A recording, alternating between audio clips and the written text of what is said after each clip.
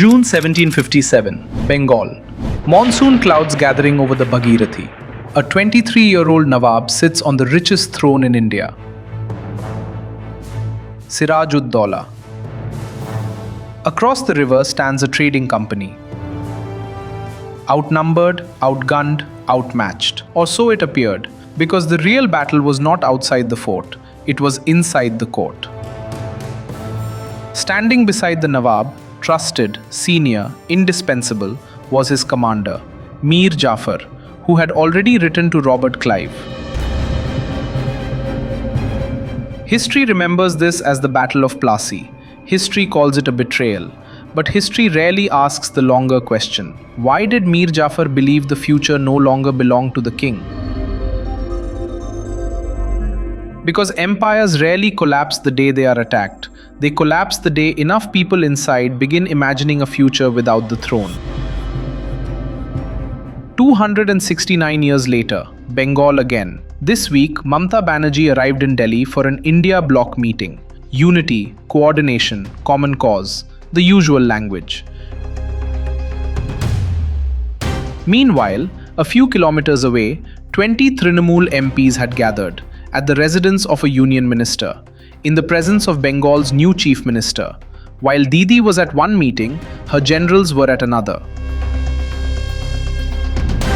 And notice something small.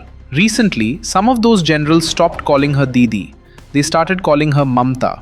In politics, authority doesn't collapse the day people leave. It collapses the day they stop believing. Now, this would be one story if it was the first time. But we have been here before, many times. Shiv Sena. Bala Saheb built it. When Bala Saheb was alive, no split. When Uddhav inherited authority, a vacuum opened. Eknath Shinde walked through it.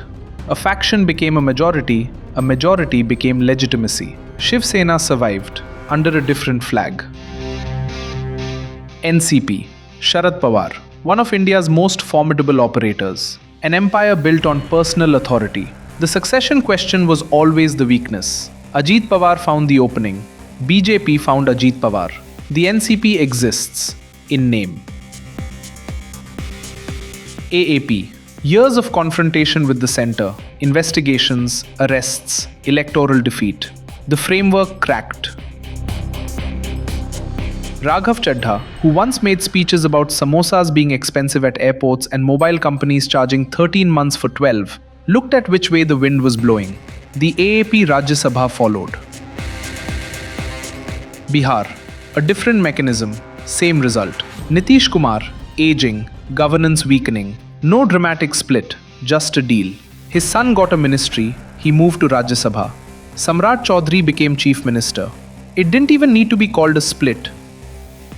Now Bengal.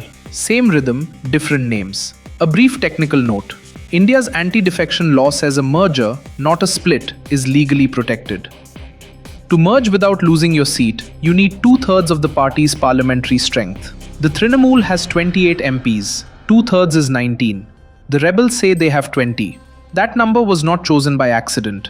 It is exactly enough. One over the threshold. This is not a rebellion born of rage. Someone in that room read the law very carefully. But here is the question underneath all of this. Why does the same pattern keep repeating?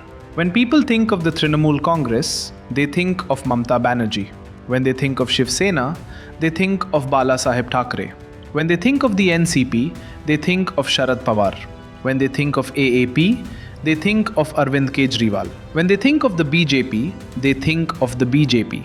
That is the answer. BJP is not a person, not a family, not a court. It is an organizational ethos. RSS, cadre pipeline, state and district units, student wings, labor wings, media ecosystem, ideological infrastructure. The face changes.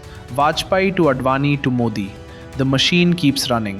BJP has built itself the way corporate brands survive their founders. Apple outlasted Steve Jobs. The institution became larger than the individual.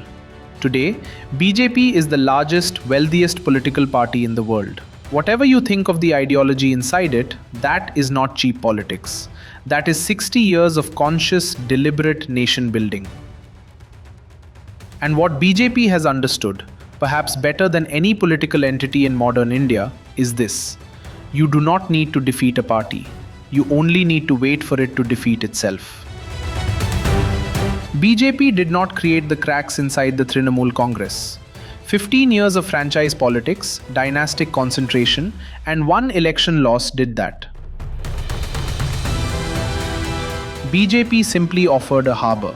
And the man presiding over those rebel meetings in Delhi was Suvendu Adhikari, the very man who was once TMC's own Mir Jafar, who switched to BJP in 2020, who is now Bengal's chief minister. Yesterday's defector is today's recruiter. The wheel turns, and it teaches. History remembers Mir Jafar as the traitor. Every era produces its own Mir Jafars. The harder question, the one we rarely stop to ask, is not why they switched. It is why they believed the future no longer belonged to the king. Why did they ride to Clive before the first cannon fired? You were watching Fault Lines. I'm Abhijit.